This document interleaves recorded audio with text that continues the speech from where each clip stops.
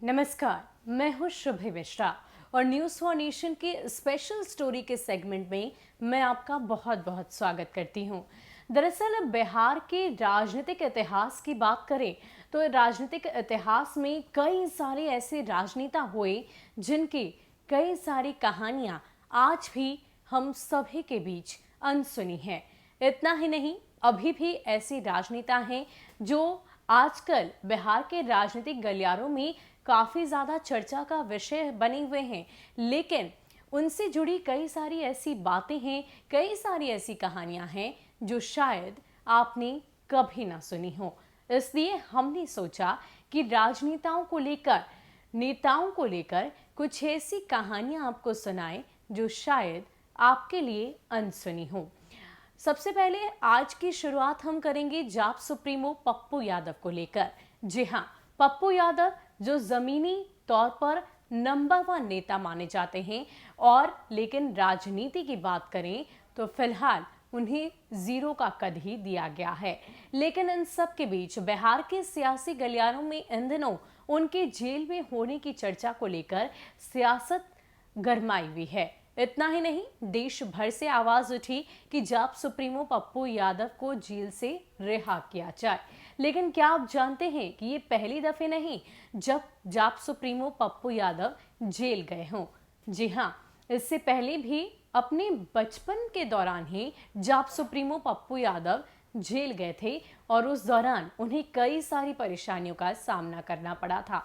क्या है उनकी पहली दफे जेल जाने की कहानी, क्यों जेल गए थे, किस प्रकार उन्हें परेशानियों का सामना करना पड़ा था, पूरी कहानी आपको इस वीडियो के माध्यम से बताते हैं।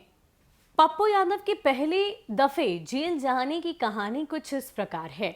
दरअसल पप्पू यादव अपने दोस्तों की संगत में एक ऐसी घटना में फंस गए जब वो अपने दोस्तों के साथ कुछ कपड़े खरीदने गए थे। उन लोगों के साथ वो कपड़े खरीदने एक दुकान पर पहुंचे।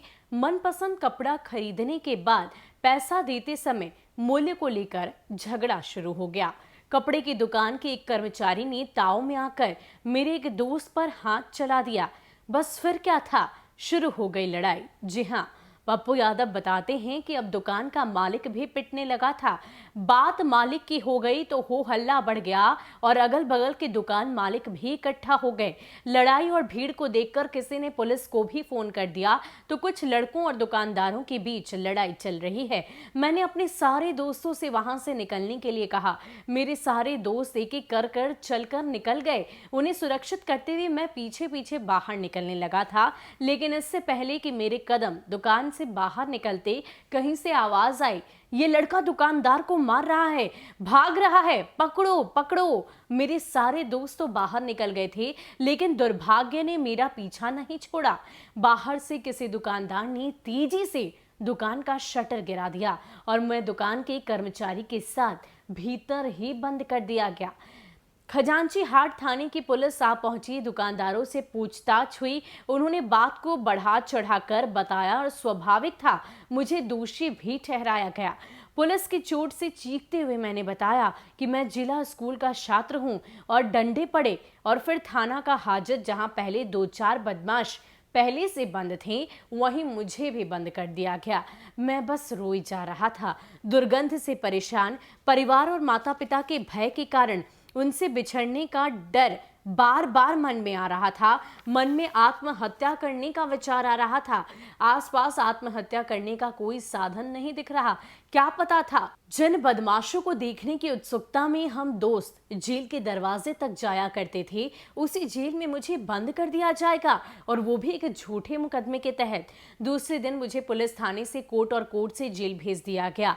मन में दहशत पैदा हो गई। मौत से भी भयानक खौफ की जेल के भीतर क्या सलूक होगा मेरे साथ, मैं कभी बाहर निकल भी पाऊंगा या नहीं, मुझसे कोई मिलने आएगा भी या नहीं, घर वाले कहीं मुझे छोड़ ना दे। इसी उधेड़ बुन में वक्त गुजर गया और police jeep Purnia jail gate पर आकर रुकी। जेल गेट के भीतर कदम रखते ही आंखों में आंसू बहने शुरू हो गए थे। मासूम चेहरा, किशोरावस्था और स्कूल की ड्रेस देखते ही जेल ऑफिस में कार्यरत और बिना काम के भी मंडराते हुए कैदी और दादा बॉस टाइप लोग हमदर्दी दिखाने लगे थे। कौन हो, कहां से आए हो, क्या नाम है, क्या जात है? मैं सवालों की बौछार सुन सुनकर सुबक सुबक कर रोने लगा था। तब वे लोग मुझे ढांढस बांधने लगे, हमदर्दी दिखाने लगे। रो मत, हम लोग हैं ना, सब ठीक हो जाएगा। छोटे मोटे केस में आए हो, निकल जाओगे, यहाँ कोई दिक्कत नहीं होगी। फिर किसी ने पूछा कि आखिर तुम्हारा नाम क्या है? मैंने स्कूल का नाम बताया, राजेश रंजन। ये नाम मेरे धर्मगुरु आनंद मूर्ति जी ने रखा था। फिर किसी ने पूछा कि जात क्या है? मैंने उसे कुछ नहीं बताया। उसी में से किसी ने एक जोर से आवाज दी, इसके वारंट में देख कौन जात है। वारंट में लिखा था राजेश रंजन उर्फ पप्पू यादव। उधर से चिल्लाकर बोला, अरे ये तो यादव है रे। फिर क्या था, यादव ग्रुप के सबसे बड़े बॉस अर्जुन यादव जेल में ही बंद थे। उन्हें खबर दी गई कि किसी अच्छे यादव परिवार का लड़का जेल में आ गया है।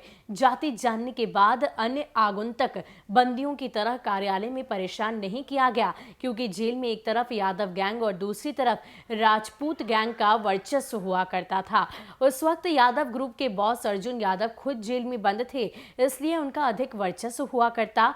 कारा कार्यालय, जिस जेल की भाषा में गेट कहते हैं, मैं मुझे कारापाल के पास ले जाया गया।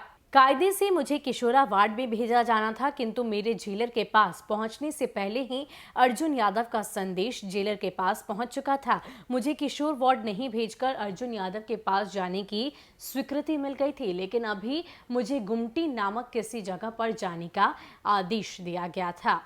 फिर क्या था, यादव जी के रिश्तेदार तो मौज ही मौज। मेरे मन में समाई जेल की दहशत अब साफ तौर पर खत्म हो चुकी थी। बस अब डर तो ये था कि क्या पापा कुछ करेंगे, क्या पापा की फटकार सुननी पड़ेगी, उनकी क्या प्रतिक्रिया होगी।